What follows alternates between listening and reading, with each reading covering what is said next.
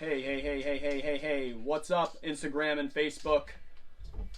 We got some good ones here. You want to show everybody what the bursts are?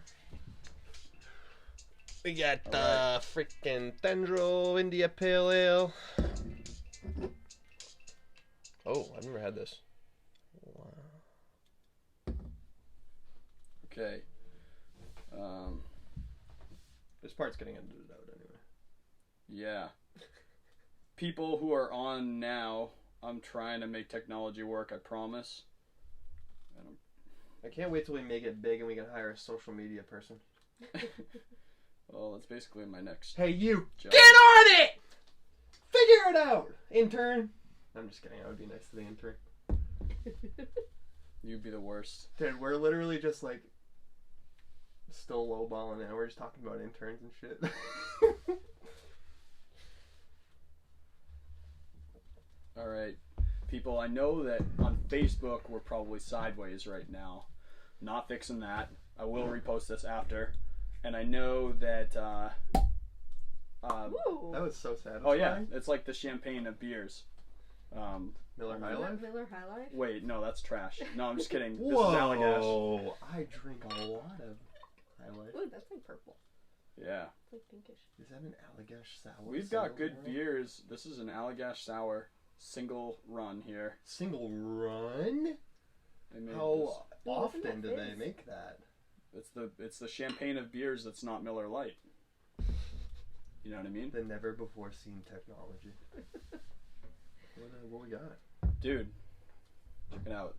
This is, if you're watching, thank you Dave Bundrick for hooking a brother up with some premium Allagash here. Pick your own sour ale, aged in You really know oak a girl. barrels with cherries, strawberries, raspberries, and blueberries. Fruity.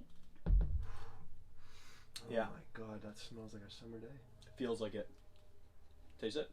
Yeah. Alright, Well, well, pucker my lips up. yeah, so welcome to Waking Up From Work, episode 22. Wow, dude. I'm saying wow. This is like a two birds, one stone moment where I'm saying wow to the beer and wow that we're way too different. They both just hit you, dude. Seamless. Oh yeah, dude. Episode 20 dose, Yeah. an Allagash sour beer. Fucking good for Two you. birds dude. with one stone. I'm very pumped for you. I mean, I'm really enjoying this one. I'm very thankful that you gave it to me, but goddamn, that's. If you like sours. Yeah, no one can say I never treat my guests. Oh. Or my co-hosts. Or my wife. Dude. Yeah, There's no better host. Okay? So for those of you checking it out, this is episode 22 of the Waking Up From Work podcast, coming to you live from my room with my At the side. acid trippy blanket with a dog in my acid trippy blanket. And today, if you guys have been in on some of the episodes recently, we kind of went out and did a bunch of episodes with some other podcasters, and then I've just been going through some crazy life changes, so now we're kind of coming back in a little bit. Last episode I did it with my sister, talking about the Down syndrome community in her book and how you could publish a book like super, super crazy easy if you put some time in. And then this week, I actually for the first time have my lovely wife, Yay, Meg. Megan Swillum. I'm bringing her on because if you've been kind of following what we're up to, we've been kind of flipping our life upside down so that she can move out to go to vet school in like a week. We both put in our 2-week notice at the same time, and we both ended our day jobs at the same time to kind of go on this journey here. Yeah. I'm so excited. We're both unemployed. We're both unemployed right now for like a month. And then I'll be employed. Just makes the butt cheeks squeal up a little bit, you know. Yeah, feels. But yeah. also awesome. Yeah. For Yeah. you. I was like just so excited to be here after like this break that we've had. Jobless because, like by you said, choice is yeah. cool. Yeah, Mhm. jobless by choice is cool. Jobless by accident, no Not bueno. cool. No, Not good. No, not a good situation to be in. Yeah, so I wanted to bring her on, so that people could see who's able to handle and deal with me. Which is like, if I had, I wish I Everyone had the in this room. resources, I would have made an award to hand to you live so people can see it happen, you know? Dave is currently knighting Meg. Yeah, like Brienne of Tarth, like, you know. Mm-hmm. You want me No. to sing a song? But someone who's been able to deal with me and someone who truly has seen like this journey that we've been on, and someone who's just been around when we're podcasting in her bedroom, when we're playing band practice and recording musicians at like 1 a.m. in her household in her living room, when we're throwing house shows or having parties or whatever, basically like been able to deal with me as an entity. So like I wanted to get her on when she was in this moment of all this change and everything like this. I thought it would be a cool episode to talk about maneuvering basically changes and goals and things that you're after as a couple, because it's something that I wasn't always good at, and it's something that we've just now kind of landed. Like I feel really good and confident right now, but there's ebbs and flows and pros and cons to trying to make it so that both people in a relationship can make the goals that they want in life. Like I found navigating that like a bitch. Yeah. And I really wanted to share like kind of how that was from another perspective. I think Meg's perspective is probably a much more real perspective than mine, because I'm always thinking like you're outside. real too. I don't know. Yeah, okay. Try to be. You want to anchor each other. Do you want to run through like where you're at, like other than fragments that I put out on social and through this podcast? Like what are you up to in terms of your wake up from work? Oh boy. Plug. So I recently got accepted into vet school, probably back in January, which was insane. Did not actually think it would happen. I've been wanting to go to vet school since probably junior year of college. And that was through a lot of self-discovery, and pretty much just sat down with the course catalog and circled every class that I found interesting, and went back and flipped back through and saw that every single one of them had something to do with an animal. Yeah. So then I just Googled jobs with animals, and vet was the first thing that popped up. So called the first animal shelter that came up on Google and asked if I could job shadow for a day to see if it was something that I wanted to do, because by this point I was a junior in college and had already wasted nearly 3 years of an education pursuing a major I didn't like. So I went to job shadow, and after the 9-hour shift I didn't want to leave, so I figured that was a pretty good sign that it was for me. And then Definitely started the very, very long challenging journey to the uphill battle of trying to get accepted into vet school as an out-of-state student. No shit. Which oh my god. Quite... Is it way different than being in-state? Like, how much more difference? I mean, we'll obviously Oh, go into dude. it. So different. So for all of a sudden, context, the dice are weighted, dude. Oh god. But like literally, Heavily. like it's unreal. Unreal. So an average like vet school class size is about 150 to 200 seats per year, and the most I could find for out-of-state seats that they reserve is 20 out of 200. And how many people apply to each school? That are out-of-state, over 1,000. Nice. I'm glad that you got it then, because that's insane. Because I remember in the beginning when you were just like, oh, applying to all these ones around here. And then I was like, oh, I'm so excited, there's several around here. And then you're just like, yeah, none of the ones around here worked. I'm like, oh, God. Yeah. What even was there? It was basically Tufts. And then Tufts, what else even Tufts is there is around in here, right? North Grafton, which is near Worcester, and that's the closest. And then the next one would be Cornell. Mm-hmm. But that's like in New York, right? Yeah, upstate. so that's Upstate. not also like I'd have to drop my life and move there. Right. So, and it's an expensive place to live, so I didn't want to move to an expensive place. If I was going to move somewhere, we needed to move somewhere cheap. Mm-hmm. Right. Kind of centralized the search to the south. Right. It's a much cheaper cost. Because there's of good living. stuff on the West Coast too, and there's good stuff like mid-state too. Mhm. But there's no New Hampshire State School.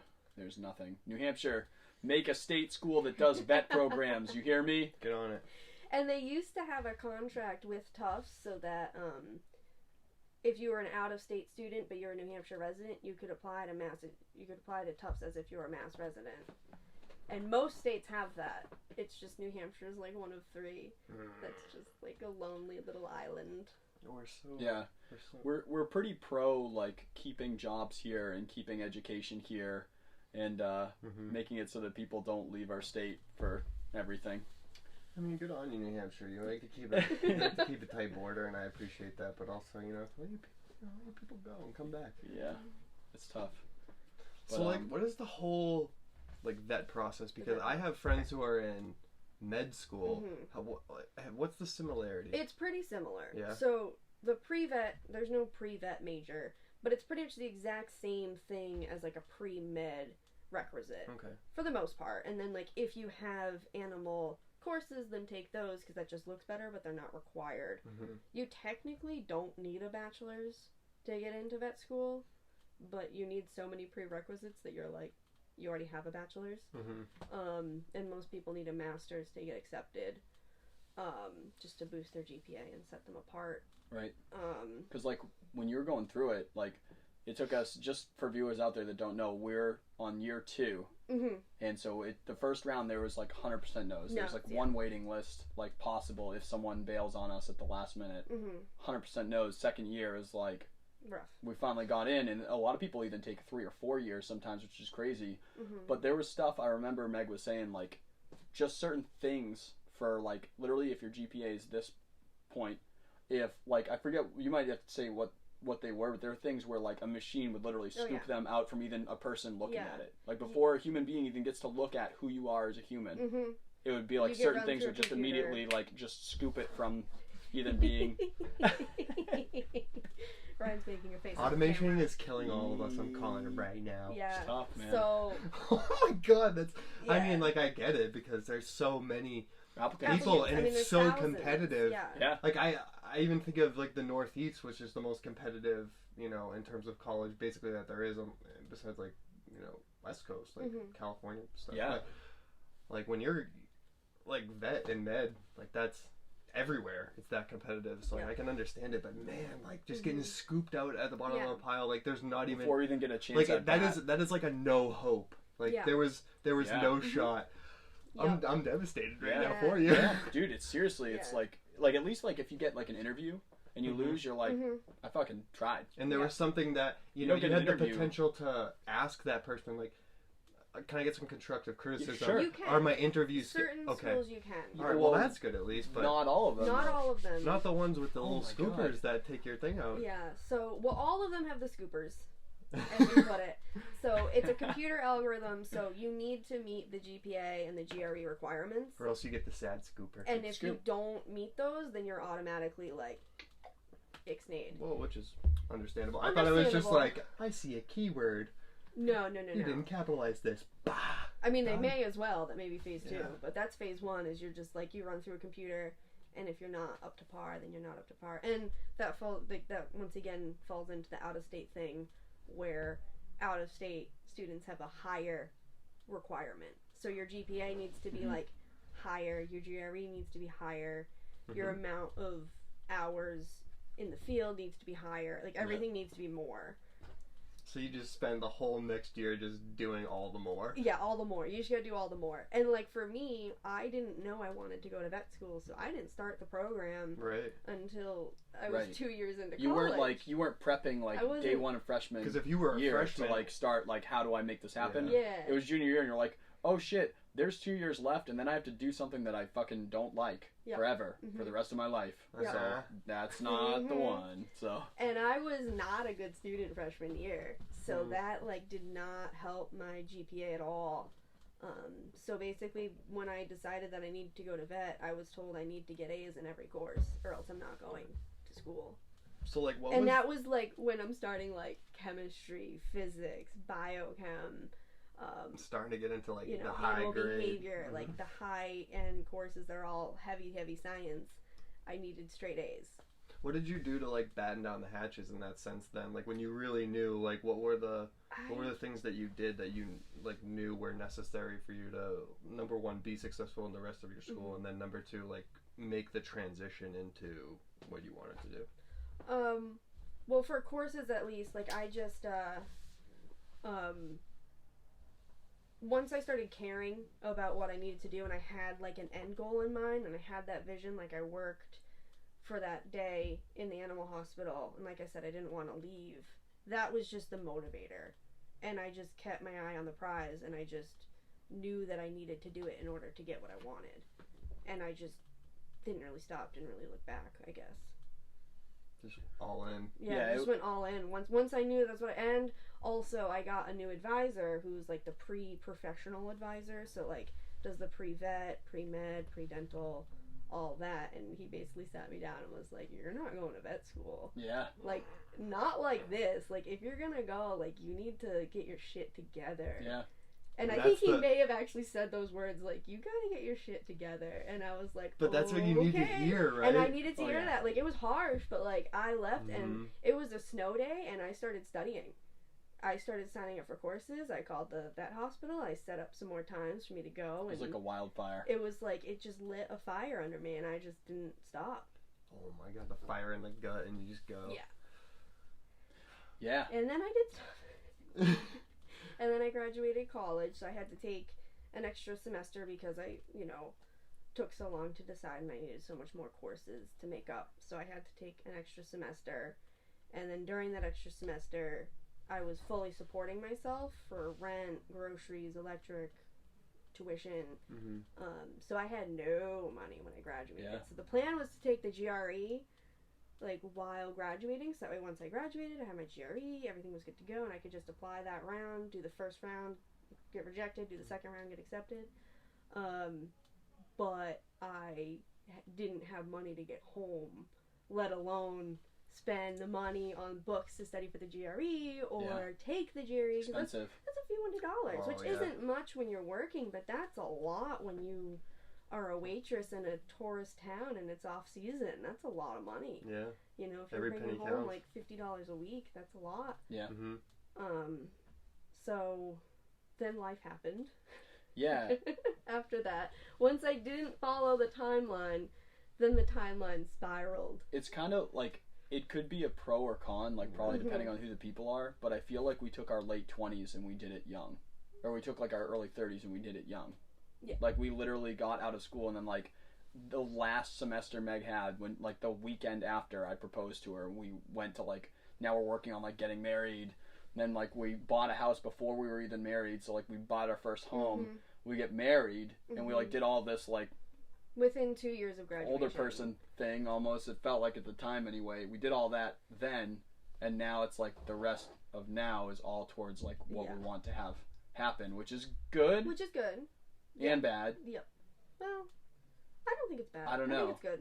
We're undoing things now. Yeah, but I think it's good. We have a much stronger footing. Yeah, I feel good. And I don't and all regret those things any of happen it. for a reason. Like the house had to be sold to like have the capital to do these things, and like we didn't have to be married, I guess, but this is we did. Dope. Yeah. But dude, you fucking love each other. That's the whole point. So that was nuts. Yeah. Like if you could go through all that stuff together. Yeah. You know what I mean? Mhm.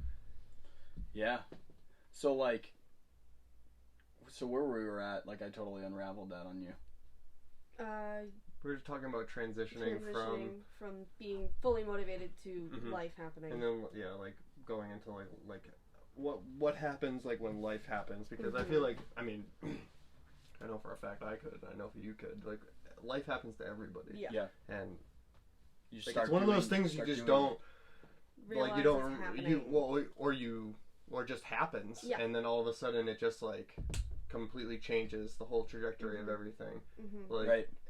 And then like it's like the regrouping phase, and it's the like sometimes it's even like, for me, dude, I still even find myself in like the confusion phases where it's just like, what the fuck is even happening right now? Yeah. And then first of all, like, I mean, like kind of like, I don't even know if you wanted to go into it, but like what happened, and like how did that transition go? Like what do people do to take time?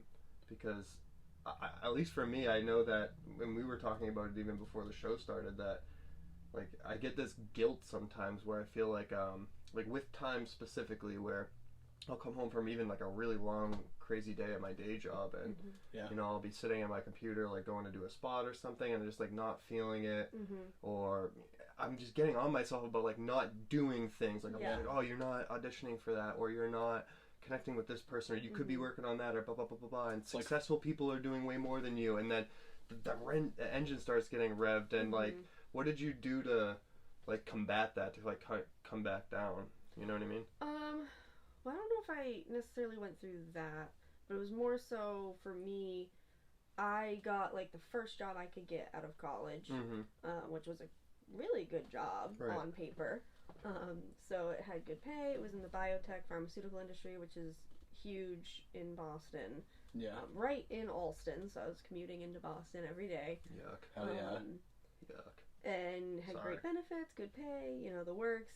But the catch was it was an overnight job, and it wasn't a healthy situation. No, that was bad. From both like just a toxic work environment, and the hours were just physically unhealthy for me. And then I never saw Dave. Like, we hardly see each other anyway, but like never saw Dave. Like, there would be mornings. You're existing opposite of each other. Yeah, there would be mornings where I would have to wait for him to back out of the driveway for me to pull into the driveway. Dude, yeah, like straight up. Like, I'm literally, she's sitting there in the road looking at me, and it's like, hey, love you. We coexist.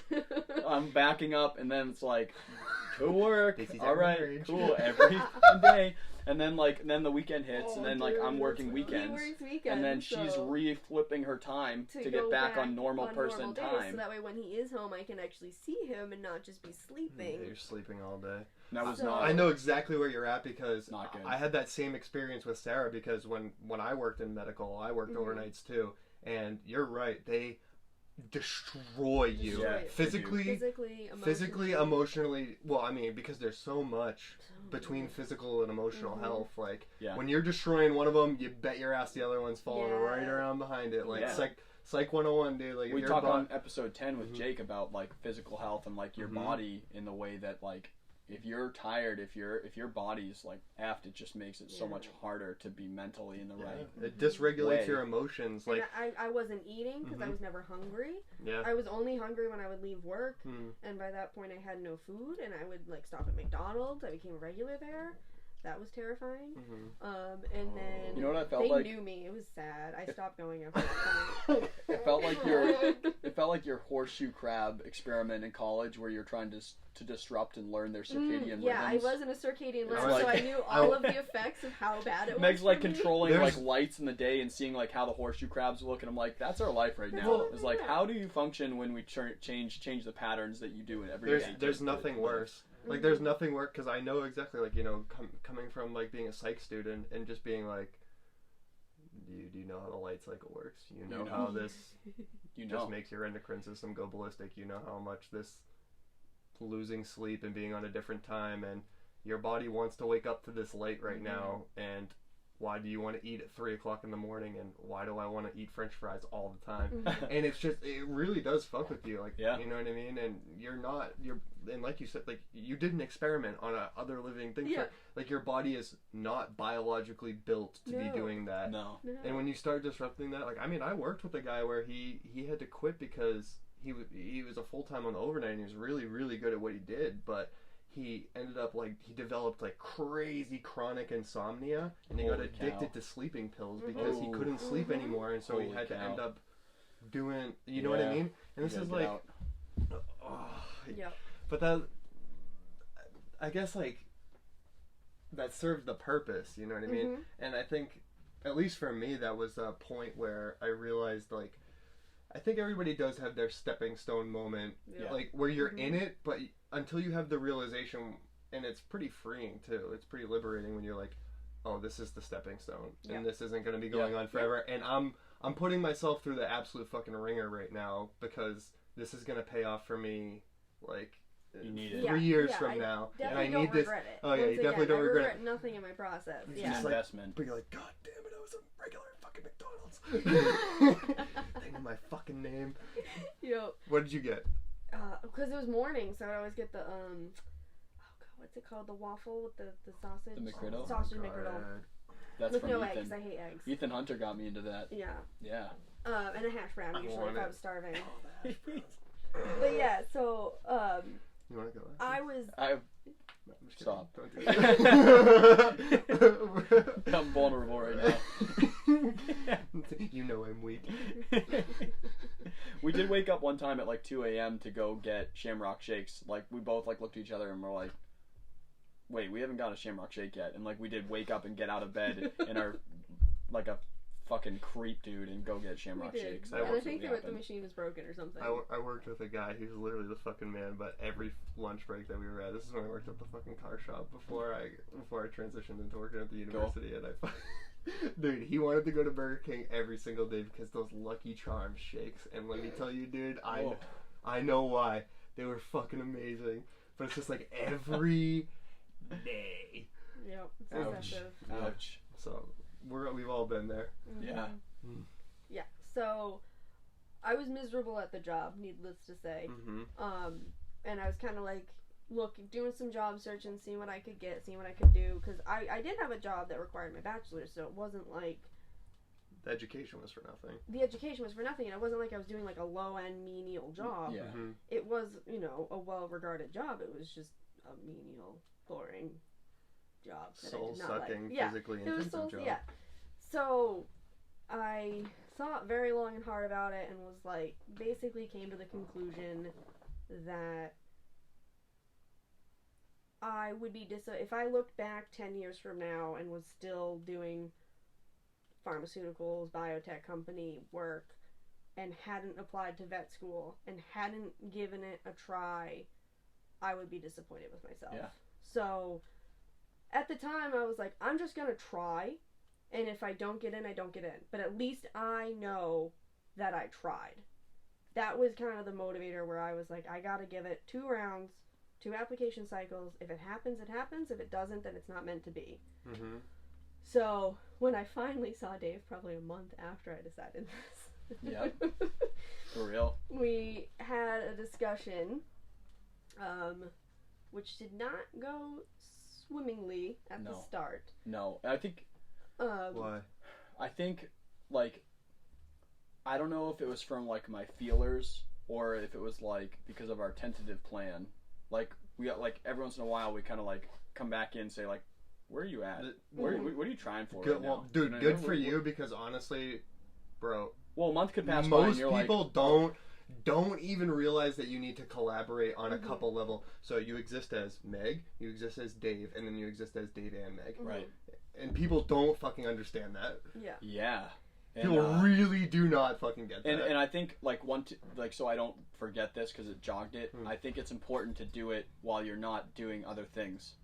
Like, we would have like a couch hangout. Yeah. Like, that would be like it's not we're like a sitting down to multitask talk about something that's conversation. really fucking important, and something has to come out of this.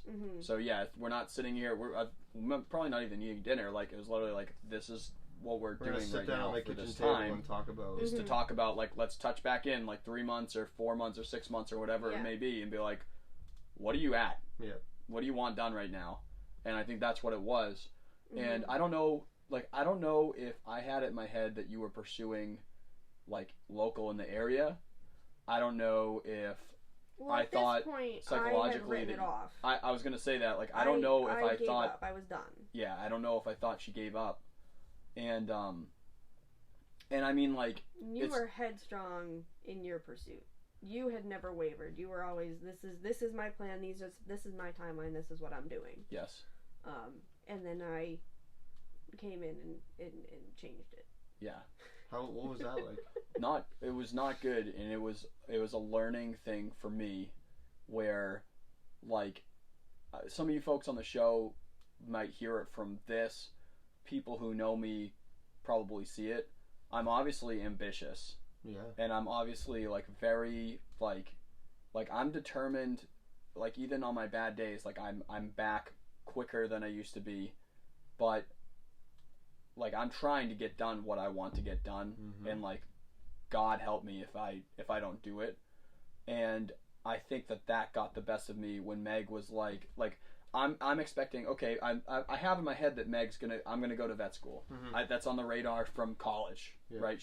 We talked about it then. I know that's there. Yep. And then it felt like she's gonna go local, or I just didn't see her, like, applying, like, and doing things. And there's only so many And things I that I can. Were you, like, behind the scenes, No, or was it just not I happening? hadn't started at all. I hadn't started the pursuit at all. And there's only so many things. There's only, like, I encourage Meg, but like I also can't like I'm fucking focused. Like I can't, like she makes her own decisions. Like if she's gonna apply or not, I couldn't. You know what I mean? So I was like kind of subliminally, like I was like, I think I can just keep going for my goal. And then when she told me, she's like, this is the goal that I want to do, like no matter what, and it most likely involves both of us or me moving across the country, because there's no effing way that I can get in around the area, and if I do, in Worcester, we're still gonna have to move. Something's gonna have to. Something's happening. Like something in your world is changing. Fact. And then I think, dude, I took it really bad. Like right away, I rejected it. I was like, I'm not doing that. Cognitive. I was like, because I'm thinking financially. I was like, I can't afford. Like we were living paycheck to paycheck at the time. I was like, I can't afford this house and then another place for you to live at. If I move across the country, I have like these artists or these studio. Like I have a studio I work out of in West Newbury, Mass, on the Fringe that I work out of. We have a great relationship, so I have access to this amazing studio without having an amazing studio allowing me to function right now without owning property like I'm trying to do, right? And I was like, all in one instance, I was like, fuck, I'm losing everything. Right. Fuck, I'm going backwards. On your fucking head. I'm going backwards 4 to 6 years.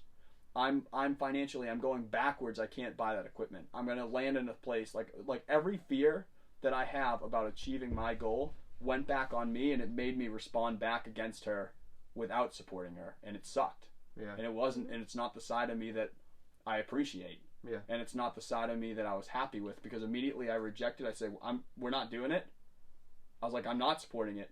Like I'm not moving. I'm not giving up everything that I've worked for 4 to 6 years. I'm not financially able to do it. I'm poor. Like I can't do it. And it was probably like a week of like me having to like dude, we argued that night when she went to bed or she went off and did her own thing. Like I had like a breakdown. It's like I'm gonna fucking lose everything that I've worked for, and I'm gonna go backwards. And then all the other fears come in. I was like, I'm never gonna achieve it now. Well, you're like in that space already into the floodgates. Yeah, and it was just like a very like me situation, you know, like vote, like a very like me rooting for me too much, and me not accepting a win together. And it took like a week, and I thought about it. I was like, if we move, I can rebuild it. I was like, I am better at what I've done. I can figure it out again. I'll find a place. You know, financially we'll figure it out. I'm gonna eat some shit for a while. Yeah. Like and it settled back. And I think after that, like, would you say that we're back on track? Yeah. What do you think happened after like a week of me like bitching about myself? Basically, as far as I can remember, you pretty much fairly quickly turn around, and then it was like, all right, so what are we gonna do? Like, how's this gonna work? How does it happen? Like the logistics, like what's your plan? And if you're gonna do this, then I think you like said like, well, you need to get in. Like, there's no, I'm not putting my life on hold if you are not gonna get accepted. Yeah. Because like then it's just a waste of my time waiting these 2 years to make my moves, waiting to see if your moves happen. Right. Which put a lot more pressure on me, because it's not really within my control. Right. But I think that was like your first gut reaction, and then as the process unfolded, you became much more like receptive to the idea that it may not happen. Because like the stability gets shaked up in the first you go from. Like, you go from being a completely, like, one place in 1 minute, and then all of a sudden, it's just like, my side hustle. It's just like, it just floods over you, and all of a sudden, every possibility is all of a sudden popping up. Yep. And the floodgate, like I said, like, the floodgate, the snowball effect opened up. Yep. And so, like, what did you, like, what happened to, like, was it, like, when you cooled down, so to speak, or that you kind of, like, moved into, like, being able to level with the logistics a little more?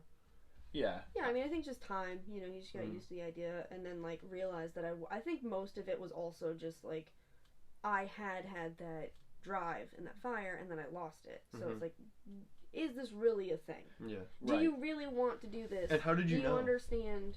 I don't know how I knew the second time. I think it was just, I had been doing more research and like, can I work anything that I want with the degree I currently have? Right. Just a lot of Indeed scrolling and found absolutely nothing. Indeed. Yeah. So I basically was like, you know what, I just gotta do it because, and like I said, I needed to try. And if I got rejected, I got rejected. But I needed to try so that way I gave myself the benefit of the doubt. Yeah. You know, 30 years down the road, looking back on my life, being like, well, I did the best I could. But if I didn't do the best I could, then I couldn't say that. And I would just say I gave up on myself. And I didn't try to pursue what I knew I wanted to do. So that's kind of what the motivator was at that point, was just when I get rejected, having to look back and be like, well, I got rejected, so that's why it didn't happen. It didn't happen because I didn't try. It didn't happen because of this. I was still expecting that it wasn't going to happen. Right. Yeah. Because Dave was always talking about it as a when thing. I'm a positive guy. And I was always referring to it as an if. He was always like, yeah, when she gets accepted. And I was always like, if What happened, I though? get accepted. See, I'm just like What you in happened? that sense. I'm like a proper. What happened? I'm a proper skeptic. I'm more pessimistic. I always, like, don't think that, like, don't mistake my optimism for ignorance, because No. I'm not delusional You're not to say naive. that there's a loss. Yeah. I'm not delusional to say that despite any amount of thought positively that it's possible that something will not happen. I just think that, like, when I saw from you at the time, like, at that time, I saw, like, either in the way that you said it to me, or, like, I knew that she was serious about, like, I 100%, like, that was literally, like, the way that she said it was literally, like, with or without you. Yeah. Like, literally, like, if you're in my way, I'm fucking doing it too. And like, I was like, damn, okay. Real Like, deal Holyfield. like, we were really both now starting to go after what we wanted, and I was like, A, I need to align with it to be a better person, to be a better husband. Mm-hmm. B, I need to align with it because this is the only woman that can handle and deal with my shit, and I sure as fuck cannot lose her. You know what I mean? So, man. I knew that you were after it, basically. Yeah. And and then came the process of actually going after it. yeah, and then it was a lot. reforming the plan of, like, that was actually, like, that literally was the point, like, when I digressed and we were like, okay, like, now I come back to her, like, okay, like, listen, I'm on board, but, like, how does this happen? Because like He's very logistical. Then still coming back and, like, being like, I'm still going after what I'm doing too. Like this cannot bury me because I've been working my ass off without any days off the past fucking 5 or 6 years to make this happen. So, like, how do we do this? How do we compromise? And then that's when it became like a duo of, like, okay, every decision we make moving forward, like, there's still a looseness to it where we're both very individual people, like, we're very solo people, so, like, there's still, like, a looseness to it where, like, I created the podcast with you and stuff, like, I was like, hey Meg, I'm gonna make a podcast, and then she's like, don't make a podcast because you're busy, and I was like, I'm gonna make a podcast. I remember there's still that. there's still decisions like that happen that, like, we give each other to be like, you know, like, when we're just deciding, hey, where do you want to get into college? Like, we're talking South, and then she's like, I'm gonna apply to Montana. I'm like, don't fucking go to Montana, and she's like, I'm gonna apply to Montana. I don't give a fuck about what you say about Montana. So there's still, like, solo stuff, but also, like, on the macro, it was like, I didn't apply to Alaska and I wanted to. it was like, financially, Alaska's nice though. Financially, how do we make it happen? Yeah. Right? Because I was like, all right, so how are we gonna do this? Because, like, we're looking in different areas. Obviously, like, she finally gets accepted, and then we look in that area, and there's nothing in that area. Like, that was a wrench in it. We're like, financially, how does this happen? Because we barely afford this house. Like, how are we gonna have this house, and you're gonna have another place, an apartment? Like, you're not gonna work. How are you gonna pay for it? And I'm gonna pay for it. You know, what are we doing that makes this possible? So then it's like, financially, that's how we come up with this property down south. Like, that, we're like, that's the only feasible way, is that if we find some way to generate income to kill our monthly expenses to make it so that we're not paying for 2 properties. Yep. You know, how do we make it so that I have capital to start up a business? How do we make it so that you have what you need so that you're eating and living and doing things without work? How do we do things? And then like, and then what'd you do? Like, then what happened? Whoa, what do you mean? Well, Like, you're jumping way No, I mean, ahead like- here in the timeline, though. I'm just saying I felt at that instance that we legitimately had joined forces for goals, where Yeah. I don't know that we had that together. Like, No. we always supported each other. Yeah. But I think that was when it really clicked into place to, like, actually, like be a team to, like, to kill these goals, Yeah. I think. Mm-hmm.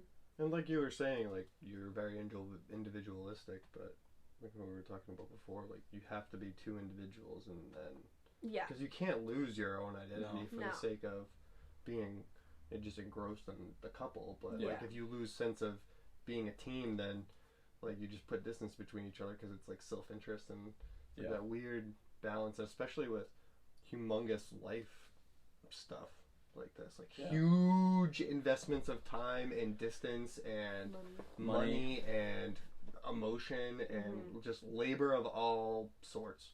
Yeah. And like, that's a huge investment, but that's like, that really is exactly what it is. Like, you know, how am I going to get the capital to invest in my future success? And like, what does that look like? And you know, what does that look like for both of us? And I mean, dude, it's hard enough doing that with just you, like, and then adding another person to it, and then expecting them to also like do the same for you. Like, that's a huge, and that's what comes with marriage, obviously. It's like a big commitment. But because I talk about it all the time with people. Like people are like, why didn't you move to LA? Why didn't you move to Nashville? Why didn't you just like go eat ramen? Or like, because like, here's the thing, man, like, would I be in a better spot as an engineer if I just right out of undergrad just moved to Nashville or LA or New York or something and start like eating pure dog shit and just eating ramen and mentoring under someone? Possibly. Yeah. But like, I knew that I know that just the way that my head works, like, I would be cool if I was in some shit apartment in a super dangerous area just eating ramen. Yeah. But I wouldn't put that on her. Even though she's amazing and she would do that with me, which is incredible. But I wouldn't allow that. I would never do that. And so some people say that to me, and like, at the end of the day, like, do I want to be an audio engineer? Do I want to live on my own? Do I want to do what I want to do? Yes, more than anything, I'm super hyper focused on it. I'm doing everything that I can to align with it. Do I want to be there without her? And like if I lost her and then fall into a pit of myself because like I was so hyper focused on me and me, and I'm doing that activity, would it be the same thing? I don't think so. It's just the way that life happened. Yeah. That this ended up being the right choice is maybe not be so aggressive and forward, but not be with the right person that I'm supposed to be with. And like, like the meaning behind it, like, you know what I mean? Like, would it being even such a success if you have no one to share it with? Yeah, exactly. if you that's why it had to happen. I mean, it's a sacrifice, like, you know what I mean? Like, you would obviously have to be a sacrifice, and you have to sacrifice things to achieve. Like, you have to sacrifice greatly to achieve greatly. Yeah. But like, it's like, are you like, is this something worth sacrificing? And like, I'm right there with you. It's just like, this has to come with me, or like, man, like, you really have to go to the chopping block. And I mean, if you're dead serious about it, it's like what she was saying, it's just like, yeah, like, I'm gonna do that, like, with or without you. And like, I remember even having conversations with Sarah similarly later on the thing. It was just like, yeah, you know, like, I want to do this, and like, if eventually things like I always like thought to myself, I'm like, if a magical audition was to be given to me and I was forced to move across the country, would I do it right now at the expense of my relationship? And I just almost instantly said yes. And it's just like, but like, I'm prepared to do that. I'm prepared to make that sacrifice, as big of a just dagger to the heart that would be. But someone's like, Ryan, but it's like, you can get the voice acting gig of your life if you move to China tomorrow. Yeah. Can you drop everything that you have, quit your job, like, leave your shit at home and bring one flannel and fly out to China? Yeah. But it's just like, the second the second thing after that is, how? Like, yo, are you gonna come with me? Like, how? And then what's the next 3 years look like after that? Not even that, dude. But like, for me, it's the, like, at least with my situation, it's just like, can you come with me? Like, can you please find a way? Because like, let's do, you know what I mean? And I feel like that's what I get from listening to you, where it's just like, I'm prepared to, but also fucking do this with me. Yeah. Because this is gonna be something real wild. Yeah. And, Yeah. like, I don't know, dude, we've had this conversation before, maybe just with us and or with other episodes, where I think back to even like a year ago or 2 years ago where I was at mentally, career-wise, just with my ambitions, with my like regulation of myself, with perceptions of things, and it's 2 years is a very short period of time. Yeah. And to think of just like where you're at, Mm-hmm. like as a human being, it's staggering sometimes. Like when you really think about it, like damn, 2 years ago I was at this job, Mm-hmm. and I was in this place, and I was feeling this, and things were fucked. Mm-hmm. Yeah. Like, and it sobers you almost to the moment where Mm-hmm. you're like, oh, I progressed. wow, this far. man, like maybe my bitching or this and that, like I've progressed this far, Mm-hmm. and that's 2 years. Yeah. Well, then I think of like 33-year-old me, and it's like, Yeah. what am I gonna be saying about 27-year-old me, Yeah. like right now, Exactly. that I'm not doing, and like that's. It was weird to have that perception shift because it ended up becoming like exciting, where it's like if you keep doing this and like I was like make an investment in emotion or in a career or in a passion, then it does pay off. It pays Yeah. dividends. You know, and it does pay dividends, and that's You know what we found the other day when we were moving? what. This was fun for me to hear because Meg read it to me. Is I wrote a letter to myself in elementary school, and it is Hilarious. crazy, dude.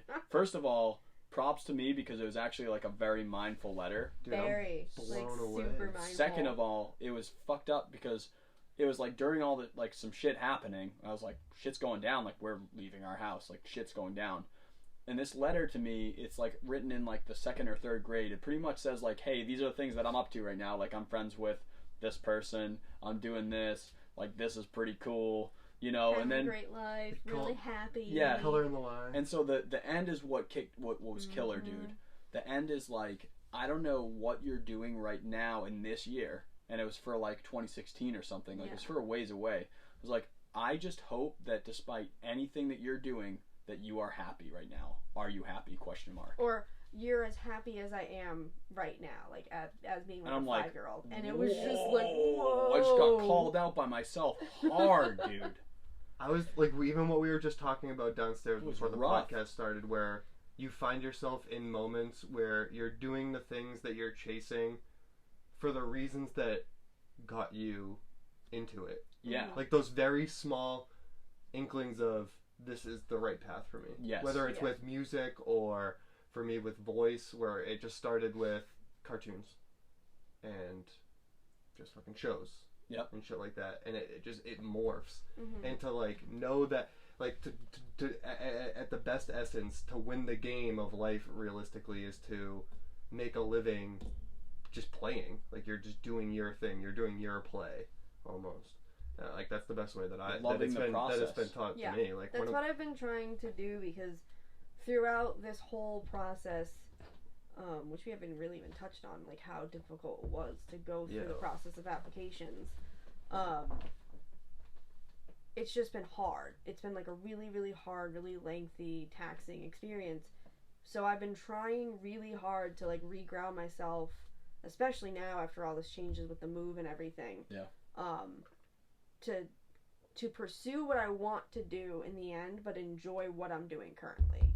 So even though I'm not doing what I want right now, I still want to enjoy what I'm doing right now. So even though I may not like to go to work every day, I still want to enjoy coming home. Mm-hmm. And even though I'm not living in my house that I loved, I still get to come home and I still get to be with my friends, and now I have roommates and I'm Right. not like alone when I come home. So I'm trying to find like the joy in the little things Little silver as linings. I'm going through the big picture change. Even though I'm not where I want to be, I still, because it's going to be, 4+ years till I get to where I want to be. So I need to enjoy what's happening in the process. So But it's just yeah.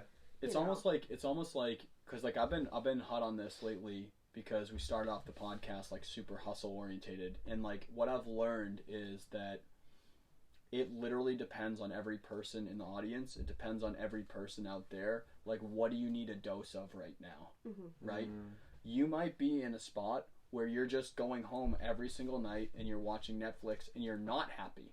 That's the difference. If you're fucking happy, if you're happy, you go home and you play video games every single night and you're happy. You're like, I go to work, happy there. Get home, happy there. Then keep doing that. Keep doing that, yeah. Do that every day of your life. That's fine. But if you're the person that does that and then hates life, then you need a dose of stop doing that shit. Go do your side hustle, right? On the flip side, because I kind of like leaving my job, like I've been really careful. Like I've pushed some of my audio projects. Sorry if any of the bands that I'm working on right now are listening. I've pushed my audio projects aside for like a month. I've gotten way behind. When I come back in July, I'm going to be a nasty motherfucker up here, like editing and doing crazy shit, like to get caught up. I've pushed stuff like I've never done in my life before. Like I've switched a gear where like I've truly woken up a bunch of she's going to jump in and say that I'm still busy, which I am, but like I'm doing things out of happiness right now. But if you're in a spot in your life where you went the other way and you're like, damn dude, I'm miserable. Like I'm miserable chasing my dream right now because I work my day job and now I do the side hustle and I never ever give myself the time to go out with people or to spend some time on Netflix or some video games. Like then give yourself a dose of that. Yeah. Even like if it's just literally a little. like you need it's really hard because you need self-awareness, which is literally the hardest thing to come by in the entire planet. It's literally the hardest thing. But with self-awareness, it's like give yourself a dose of what's needed. Has been like what I've learned the most, I guess, from doing this podcast, even like the Waking Up from Work podcast. And then like learning like what is needed, because it is a huge problem. Like people have this innate like feeling like I need something, like something's missing, like there's a piece that's gone. Right. But the other part of that is like, well, what the fuck is it? Yeah. And what is it? before going after it, or getting into a process, or starting new habits, or making connections with people, or any of that stuff happens. Like it literally has to be like, well, what does it look like? You know what I mean? Like you could just be wandering in a field aimlessly. Oh, what are you doing? Well, I'm looking for something. What is it? I have not a clue. You know, you're just wandering around in like the nether, and there's infinitely more things to do than, do you know what I mean? Like there's infinite stimulus. There's 40 billion things that you could be doing with your day, whether it's career-wise or interests or this and that. Until you know what it is that's going on, you, like you said, with that self-awareness, like how do you spend that time? To channel it back in and to be like, well, what am I even missing? Well, it's like, well, where do you want to go? What are you trying to do? Yeah. Reverse engineering. You know what I mean? Like It's not even reverse engineering. It's literally the first step of like even the whole process of your brain like redirecting itself to something new is like, and people don't like, if there's not anything that I've learned like working with people and working in psych, it's that people are really bad at knowing what they want and then also negotiating for it. Like most people like don't even ask themselves the question. Like they're just so caught up in habitual everyday thing in life, like things that are happening, and I mean it all happens to us, but that where you bring it back down to the present, and well, what are you doing? Like it really is like actually it really I can't even tell you how many times that I would sit down with people like when I was at my job and like, well, what do you want to do? Like what's the most important thing in your life? And that, and you know they start rattling things off that they're kind of like doing on their like head. Stuff that they do on a day to day, but I'm just like, no, but like what are you like going after? Like what, you know what I mean? And like what do you want to do? It really rattles people's minds. Like what do you want? Yeah. Like even Jake said it. And like this is a question that he would ask me constantly, like with whatever the context was. What do you want? And like when you ask the question, like it seriously it begs the question. Anyone, dude. And like when you can get to that point where it's just like, what do you really want? You can sit down with yourself inside of a dark room like a fucking psychopath and just sit there and what do you want? And until it comes up from within you, what do you want? And you answer it honestly. Like that's the first step, and then everything else falls in after that. Even with small stuff like habits and emotions and self-care. oh, what do you want to? What would be good for us today? What's in line with our goals today? You know what I'm saying? Or it's like, oh, is working on some spots when I get home going to be what's going to be good for me, or is that going to really be like burning the candle at the other end for me? Yeah. Do I really need a workout today? Do I need to go to eat McDonald's? Is this one of the days where I can, I'm fucking grinding the shit out of it and I really need to go eat some fast food? Yeah. You know what I mean? Yeah. It's that present awareness that you were saying, like, and the awareness is the hardest part of it. And it's like bringing it down to the present and having like this, it's such a weird balance because like you have this idea of where you want to go, but it can't be so rigid and structured that it becomes almost like unobtainable because of how perfect and how specific it is. Right. But it can't be so vague. It can't be so vague that you have nothing to aim at, you know what I mean? And that's fucking wicked difficult, dude. Yes. To not be so hyper focused on something that you lose sight of anything else that means anything, but also engaged enough to where you're still moving in the right direction. And that's a crazy balance. And you need to do that on like 6 different levels. Yeah. You need to do that in your relationship, and you need to do that for your career, and you need to do that for your aspiration, and you need to do that with your friendships, and you need to do that just like with basic shit. Like, oh, are you drinking enough water today? Like, have I been grinding so fucking hard that I'm neglecting physical health, that I'm neglecting this, that I'm neglecting that? Like, there's a lot of like layers to juggle, and like what we were saying before, multiply that by 2 and you're in a relationship, because you need to be cognizant of your partner's stuff. Yeah. Because when that falls by the wayside, well, then the team goal goes down, and you know, then it's if team goal goes down and it means something to you, individual goals go out right out the shitter with it immediately, because you're fucking dunzo beans. You're like, all right, great, I'm the best audio engineer in the entire world, and I'm fucking lonely and miserable. Yeah. So like, what's success if it's not worth sharing with someone? How did you guys like continue to stay on the same page? Like, for me, like, communication has like always been my biggest thing with other people, but like, where did you like bridge that gap? Like, well, how did you really start like knowing how to batten down the hatches with each other? Like, now that this whole like, group thing was super important. So basically, to rewind back in the storyline a bit, when it was decided and we were trying to figure out the logistics, I knew that he wanted to do music, obviously, and he wanted to do recording, and I knew that, you know, I was gonna have to move somewhere. Yep. So I tried to apply. I applied to as many schools in like within an hour distance or like close to some form of music area. So I applied to like University of Tennessee, which is in Knoxville, Tennessee, which is so close, but not Nashville, but close. So there's some music scene there. I applied to and North Carolina State, which is near Raleigh. So maybe not like a music mecca, but like definitely has some music scene going on there. It was, you know, still a metropolitan area. So I tried to like find a compromise where it was still going to give me a school that was great, but also try and tap into like what he wants to do. And then from there, it was also just communication. I would like run schools by him, be like, I'm thinking about applying to this place. Like, what do you think? Like, yay, nay. And, you know, I applied regardless of his opinion. I mean, I asked for it. Yeah. And then would tell him, okay, well, I'm still going to apply because of X, Y, Z. And usually it was just because I need a lot of eggs in my basket. Yeah. So there's only a certain amount of places that are near music areas. Yeah. And then we just kept like really, really open lines of communication throughout the whole process.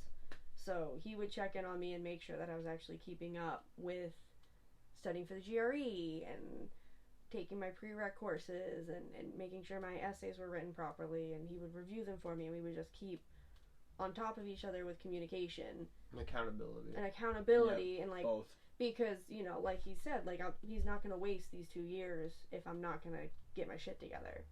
So I needed to get my shit together and I needed to do it, which I would have, but, you know, definitely was a stronger motivator having someone say, I'm waiting on you, so you need to do this.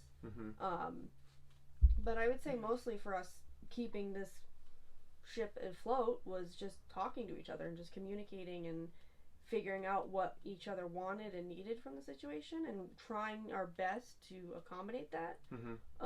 Didn't quite get on any of those schools that I listed. So when we went, Harrogate, Tennessee is the music capital of the world. Oh yeah, it's super poppin' there.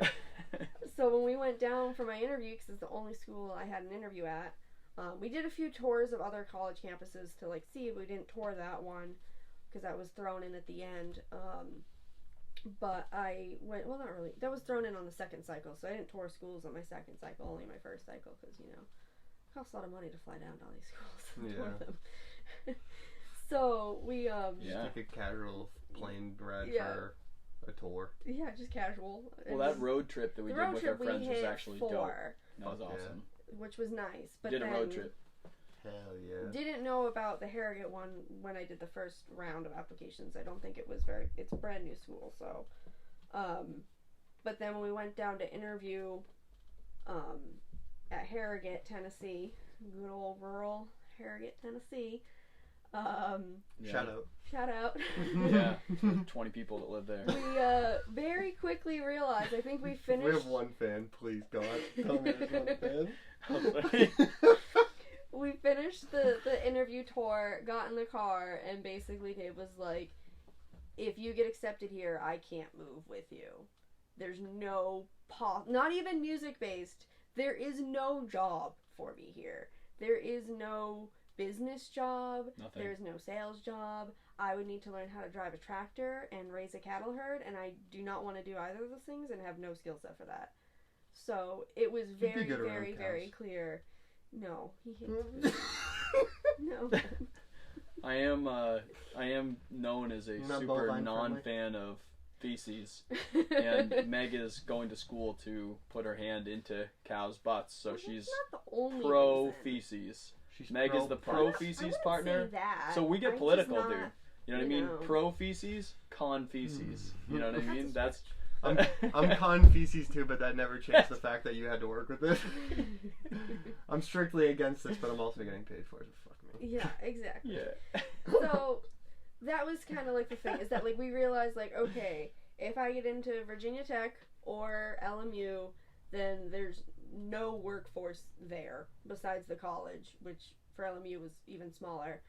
So there's no possible way that he could move with me. Like, just logistically, we knew that it would put too much strain on our marriage. It would put more strain on our marriage for him to move down and have to somehow support us on, like, $15 an hour. Less. I couldn't even, there's no way. I'm not like an electrician or a carpenter. I'm going to be out there slinging and just sit in our house and wait for me to come home after class all day, and then me just go in my room and study. I mean, I'm not going to see him. Yeah. So we decided when we were driving out of the parking lot of the interview, like, if you get in here, that's great, and I'm proud of you, and, you know, you do you, but I can't come. And I was like, yup, I already figured that one out. Yep. So we were, like, way on the same page. Good. And then, you know, the letters started coming back. Well, the letters are now emails. So, right after Christmas, between Christmas and, I think, 2 weeks after New Year's, I applied to 7 schools, and then the rejections just kept pouring in. So the first school, I was like, I didn't really care about that one. Like, that was an add-on at the end. Like, wasn't expected. I didn't really even, like, I don't even think I met all the requirements. Like, I just, like, threw the essays together because I was, like, submitting the application. I was like, well, let's just apply to Missouri. Why not? Yeah. Let's just throw it in there. Good old Missouri. Good old Missouri. It's only another like $500 to apply with, but fuck it. Yeah. Yeah, fuck it. And then, so I got rejected there. Yeah, fuck it. And then, I'm sorry. That just kept happening, you know. By like the 4th one, it was hard. And then the 5th one was like my top choice school. And then that one was a rejection letter. And that hit hard. I was going to say, that was a rough, probably the worst night. Yeah. That was a rough night. Yeah. Because I was also at the time working at an animal hospital to get more experience to bulk up my application process. And there was another girl who was a technician there who had also applied to North Carolina. Oh my god, I got in. How's it going? How's your getting in happening? How's it going? Oh my god, that's so good for you. I have so many choices right now. I can't wait to go home and ponder all of All my of my choices. choices. It just seems like She such a got, fun time like, pondering choices. So many interviews Oh and my like God, all that's so these things. great for you, you fucking whore. And it's like, and she's a sweet, sweet girl. As I much know as she you is. don't I know want she to is. compare, She's a good human. you compare, and it's impossible not to in that situation. Especially from the negative view. Like, Yeah. it's so hard It's so to look up hard. at somebody else. On a Especially when it's pedestal. the number one school. Yeah. Yes, when It's it's not like the school. Yeah. And you know, then the 6th rejection came in, and I was like, cool. So this is Looking not dark, happening. What know. is plan B? Round 2. And this is application cycle 2, and also I've been out of school so long that in order for me to apply a 3rd time, I would need to retake courses and basically like restart my bachelor's. There was no 3. There's no 3. If it doesn't happen, If it doesn't we're out. happen on 2, I was done. We can't afford it. We don't have time. We don't have time. We can't. I can't retake courses. Like, enough's enough. Like, that was the line. So it started to be like, okay, well, what's plan B? And I think I even told you, like, yep, I'm not getting into vet school. So I'm gonna go to med school instead. Yeah. And was full head, like, hog going into, like, I was looking up, like, what schools, what tuition, what state I could move to in the New England region to get in-state tuition and to get in-state residency so I could actually get accepted somewhere. I was looking up, like, the difference between, you know, the 2 different med degrees, whether you're a medical doctor or a DO. Forget them now, because immediately once I got accepted, I was like, don't need any of that information. Yeah, fuck med school. Fuck med school. So that, and then I was at probably my 2nd or 3rd week of my brand new job, which was a very, very good job, very lucrative, amazing benefits. Got the email that had the subject line, instead of "we regret to inform," but the subject line was "congratulations." And I was at work, brand new, training on something, and I just, like, ran into a conference room and just read the email, like, 20, 30 times. I flipped my computer over. I was like, "Fuck all you people out here!" Throwing middle fingers everywhere. Yeah. Fuck all Yeah. And then I think I immediately called Dave. He answered. I don't even think I said hello. I just kept repeating, "I got in," until it clicked. And I think it was like the 10th, I got in. You're like, "What are you talking about?" I was like, "I got in." You're like, what do you say? What words are you even I got saying? in. I fucking got in, Dave. I thought it was like a problem. Yeah, because I was freaking out. What did you get in? I'm very curious. What did you get into? Are you in a trash compactor? Are you in a ditch? Are you in traffic? Are you in trouble? It Do you need help? was like code words, like she's being abducted or something, and that's like Pineapples, the way that Dave. she Pineapples. says it. What's that mean? And then eventually it clicked without me saying any more words besides those 3, because I couldn't think of any more. And you're just like, holy shit. Holy shit. Okay. Things are gonna change right now. A lot. Life is different out of nowhere. Yep. And you're just like, alright, well, we're gonna celebrate tonight, and then tomorrow we're gonna figure out what the fuck we're gonna do. Yeah. I figured it would be way louder if we high-fived. Yeah, it would It's be just like a percussive. word. Yeah. You guys saw it. Audio engineer. You know what's up. Mm-hmm. You know that happened. That was better than you guys even perceive. Yeah. Mm-hmm. And then became the journey of how we did it. Yeah. Which that's when the communication really started. Like, the process of applying and doing it was all on me. Mm-hmm. And just him making sure I actually did it. Now it's team game. And then became the team game, and it was a sprint. So it was 2 years of me, and then from January until now of, well, what now? How are we going to uproot our life and change it entirely and flip it on its head? I remember being in your house and having this conversation, like, right outside the living room where we were in this episode, and I was just like, oh shit. Like, things are getting different real quick. Mm-hmm. Yeah.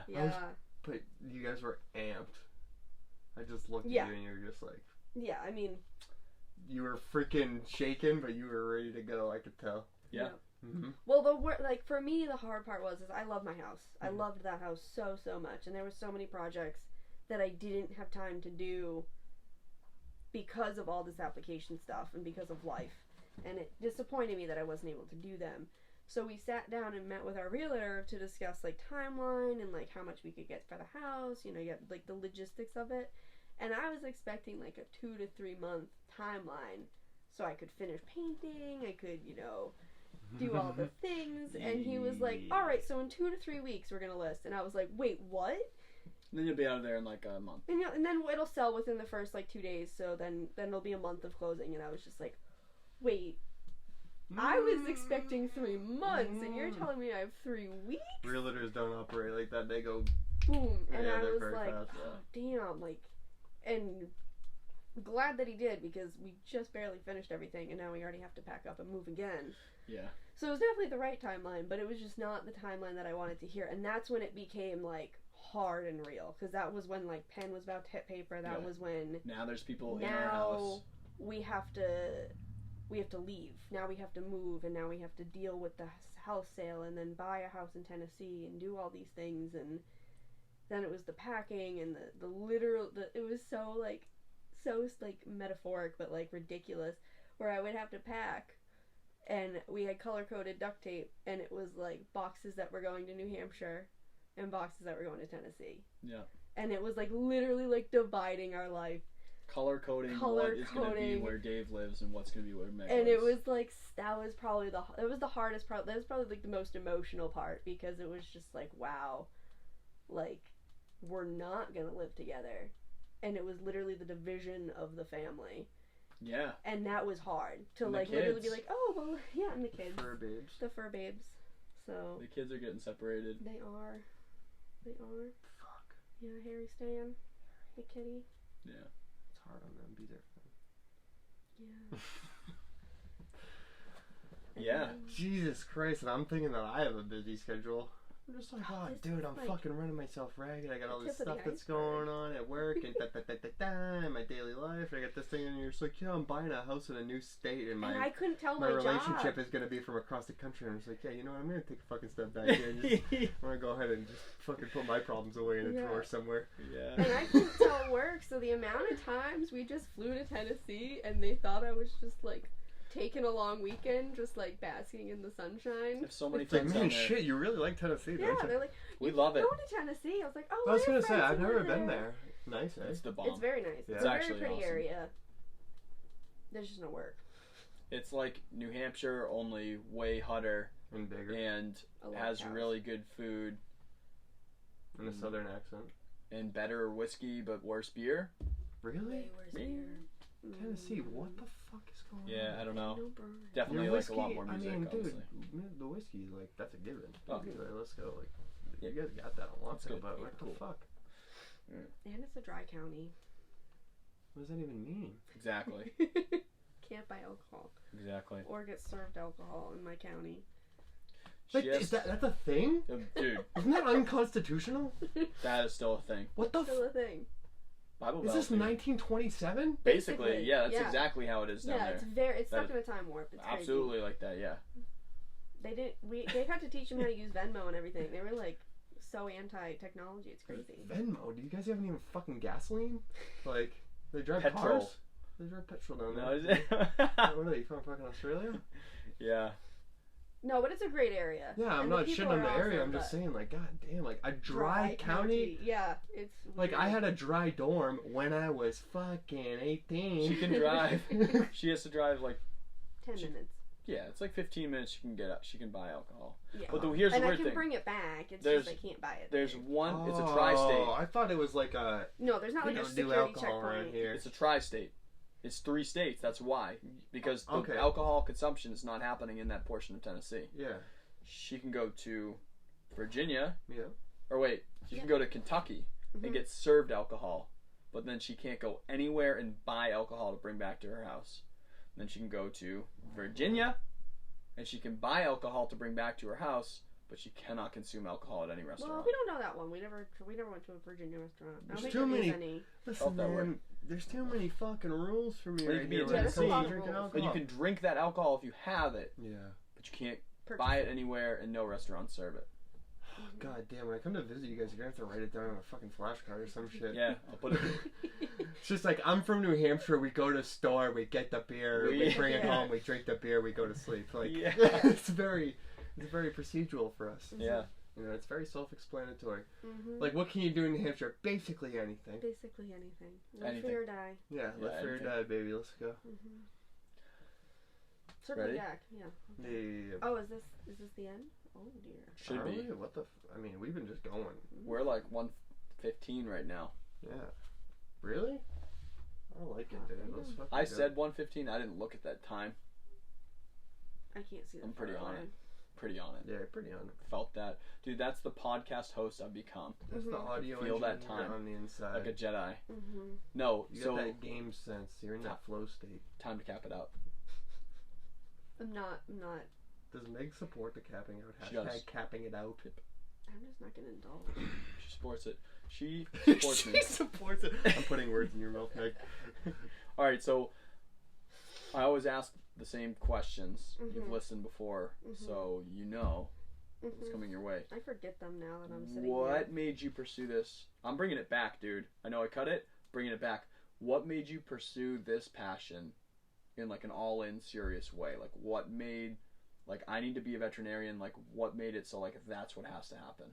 100%. The day I job shadowed at Plymouth Animal Hospital, and like I said, I worked a 9-hour day and was disappointed that I had to go home. I Yeah. wanted to work longer. And I was sad that I wasn't gonna be coming back soon, and I had to rearrange my schedule to come back. Like, shit, I can't be here every day. Oh shit, yeah. Damn. I have to go to class now. I don't want to go to class. I want to stay here. I learned so much here. I want to just stay here and learn. That's very That was real. the day that I decided.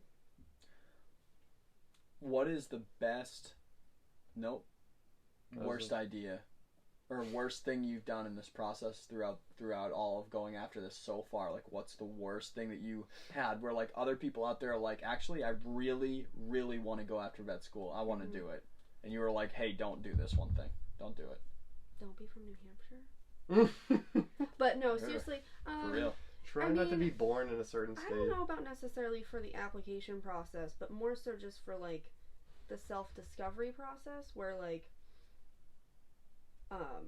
it wasn't a waste because in the end I feel like I'm a stronger, better person. Da, da, da, da, Absolutely. You know. But I think that for incoming college students, figure out what job you want before you just go for a major. Because the job that I wanted, which wasn't a job, but the field that I wanted to go into is I wanted to save the planet. That's not a job title, and I didn't like anything within the environmental industry. So I just went in and was like, I want to save the planet, so I don't even care what I have to do. I'm just going to be an environmental science major. And then I quickly realized that all of those jobs I don't have any interest in. So I would suggest to like incoming college students or people who are trying to, you know, find a new career path, figure out what career you want to do and then gear your education towards that. But don't just blindly go for an education and hope that something's going to come of it, because it's not. You know, where you went into school, you wanted to be an audio engineer, so you got an audio engineer degree with a minor in business, and you were focused, and that's what you did, and you were passionate about all of the things you did. And you struggled, but like you had that goal, and now you're achieving it long run. But I went in just having no goal, like most college students, I would say, and that would be my one advice, is know what you want to do before you just blindly go. Reverse engineer how you want to, like, what do I want to do when I wake up every single day? If there's no financial, there's no relationship, there's no place that I have to live, there's literally zero constraints. Like, I'm in heaven. I have the perfect pretense for everything I want to do. What's it look like when I wake up during the day? How does that happen financially? How does that happen as a couple? You start adding in all. How does that happen for a living? And then how do I make it happen? Then there's a plan. So, flip side, what's the best thing that you've done throughout the whole process? Like what when you're like, you tell these people who are like, I don't know if I want to go for vet, you know, it's just hard, it's, you know, I don't want to move, my husband doesn't want to go anywhere because he's a prick that likes audio. You know, what's the best thing that you can tell them? You're like, absolutely pro this, like, do that thing, like, that's a good thing. Just do it. Nike. Nike, yeah. Sorry. No. Are you getting like a sponsorship or something that like I'm not aware of? Like Yeah. my They're gonna buy my coveralls. Nike, Find if them you're, on the site. if you're randomly watching this shit Philip right now and Knight, you want to sponsor us, I'll put I the swear, swoosh on you anything. sneaky bastard. I'll put the swoosh on anything, dude. No, Pay me my money. Sorry. I don't know. I guess just for me, like, don't get put down because you are different. So I'm a non-traditional applicant. So I've been working for 4 years now. So instead of, like, the first time I applied, I tried to hide my divergence and my biotech experience. But then the second time I applied, I emphasized, like, hey, this is me, this is where I've been, this is what I'm doing. You did in your interview too. And I did in my interview too, and won that's it. definitely what killed it, because I actually got accepted 3 months earlier than I was supposed to. I wasn't supposed to hear back till March, and I heard in January.